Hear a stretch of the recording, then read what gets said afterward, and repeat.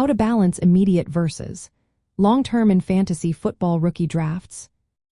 Are you torn between picking players who can help your team right now and those who might shine in the future? Balancing immediate production with long-term potential in rookie drafts is a challenge many fantasy football players face. Let's break down how to navigate this tricky terrain. First, assess your team's current status.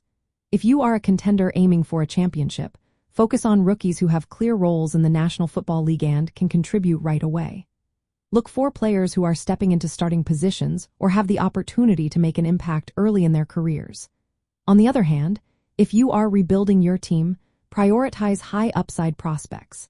These players may take time to develop, but their long-term value can pay off significantly.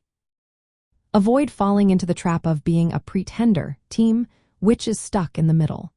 This happens when you mix short-term fixes with long-term strategies.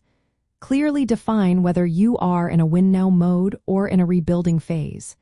This clarity will guide your drafting decisions. Next, draft for value rather than need.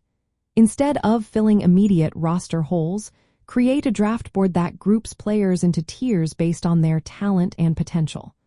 Always select the highest tier player available, regardless of their position.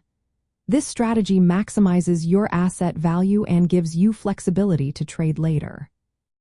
When considering specific positions, keep in mind that running backs often have shorter peak windows. In Dynasty rookie drafts, acquiring them early and selling before their decline can optimize your value.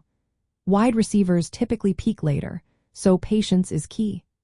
Rookie wide receivers with long-term upside can become valuable assets in Dynasty formats. Quarterbacks are particularly valuable in Superflex and Dynasty leagues. Securing a top rookie quarterback early can anchor your team, but avoid reaching for a second quarterback too soon. Use rookie drafts to build depth and trade capital. These drafts are opportunities to acquire players who can appreciate in value. By selecting high upside players instead of immediate stopgaps, you create assets that can be traded later to fill short-term needs. Lastly, consider your league format and rules. Different league types, such as Keeper, Dynasty, or Superflex, influence how you balance immediate versus long-term value. In Keeper or Dynasty leagues, holding onto younger players longer is often rewarded. In contrast, best ball or redraft leagues prioritize immediate production. Before the draft, categorize rookies into tiers based on their expected opportunities and talent. On draft day, select the highest tier player available to maximize long-term upside. If you have pressing immediate needs, plan to trade rookie assets after the draft instead of reaching for short-term solutions.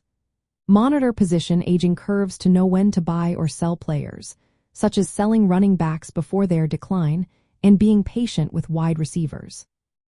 By understanding your team's goals, drafting for value, and considering positional aging and league format, you can effectively balance immediate contributions with long-term growth in fantasy football rookie drafts.